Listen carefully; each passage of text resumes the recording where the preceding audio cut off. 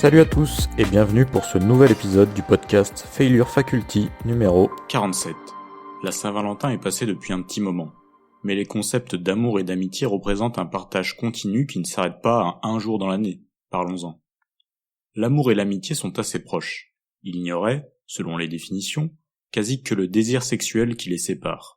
Cependant, le concept de l'amour est très flou à mon sens. Personne n'a vraiment la même définition, le même ressenti.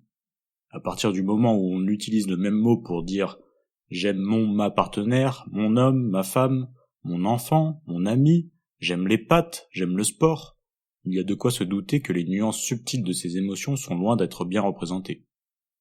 À côté de ça, l'amitié tente d'établir une sorte de hiérarchie. Il y aurait les connaissances, les copains et enfin les amis. Mais là encore, difficile de vraiment se mettre d'accord sur les frontières entre ces différentes strates. Comme souvent, ce sont les actes qui dépassent les mots. Ces termes sont juste faits pour tenter de se faire comprendre lorsque l'on communique en essayant de se rapprocher d'une vérité qui reste personnelle selon le ressenti de chacun. Tout comme beaucoup de choses, les sensations sont comparables jusqu'à un certain point. Nous n'avons pas tous la même sensibilité à la douleur, au froid, au chaud. Pourtant, même s'il n'y a pas de deux amitiés qui se ressemblent de bout en bout, on retrouve des points qui rassemblent, qui convergent, et qui font que même si on ne le vit pas de la même façon, les bienfaits qui en découlent sont nombreux et profonds. Un ami est susceptible de t'apporter un regain d'énergie et de motivation, en faisant une séance de sport à deux par exemple. N'as-tu jamais été courir avec un ami et au final vous vous dites que vous n'auriez jamais fait un second tour du parc si l'autre n'était pas là ? Mais comme on dit, c'est dans les moments durs que l'on reconnaît les vrais amis. Sa puissance s'étend bien au-delà de cet aspect d'énergie dupliquée. Elle peut la renouveler. Dans un sens, un ami a le pouvoir de réaliser la fameuse requête impossible. Quand tu es au plus bas, sa compagnie est capable de décrocher la lune et de faire remonter la marée et te remettre à flot. Ce grand pouvoir est reconnu et réutilisé à foison, notamment dans la pop culture. Je pense notamment à Fairy Tail, qui utilise ouvertement le terme de pouvoir de l'amitié, avec lequel la bande de héros finit par retourner des combats qui étaient à la base très mal partis. Mais c'est loin d'être la seule œuvre ou le seul manga qui tourne autour de ce concept. Prenons l'exemple de l'un des plus populaires, si ce n'est le premier.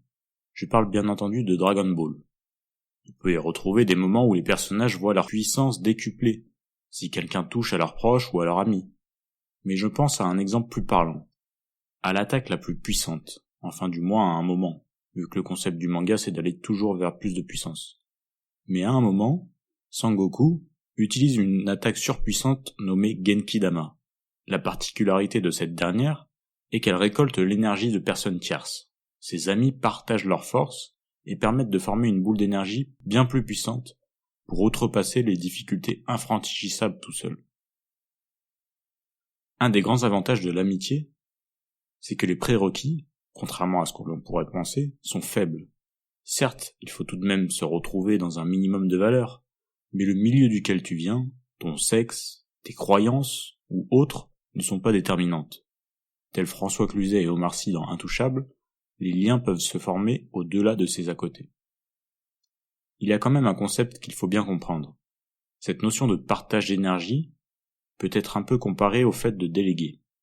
Ici on ne parle en aucun cas de déléguer dans le sens se reposer sur une personne, mais on parle plutôt du principe d'apprendre à faire confiance.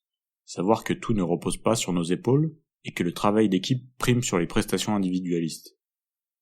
Pour continuer sur cette idée, ce pouvoir n'est pas manipulable ou achetable. Rien ne sert de viser la quantité à tout prix. Souvent, les vraies amitiés se comptent sur les doigts d'une main, ou presque. En tout cas, il est important d'en prendre soin. La culture à outrance n'apporte pas de fruits de l'amitié de qualité. L'amitié vraie s'apparente à un partage sans compter. Prends garde à des personnes comme les fameux pervers narcissiques, capables de mettre un voile sur certaines relations afin de te faire croire à cette réciprocité nécessaire. Prends conscience et rappelle-toi que l'amitié est l'une de tes richesses les plus profondes. Il est important de l'entretenir. Elle devrait sûrement faire partie de tes priorités sans pour autant penser à la rentabilité. Et toi ? Comment vis-tu tes amitiés ? Quelles sont les madeleines ou peut-être les kebabs de Proust que tu partages avec eux ?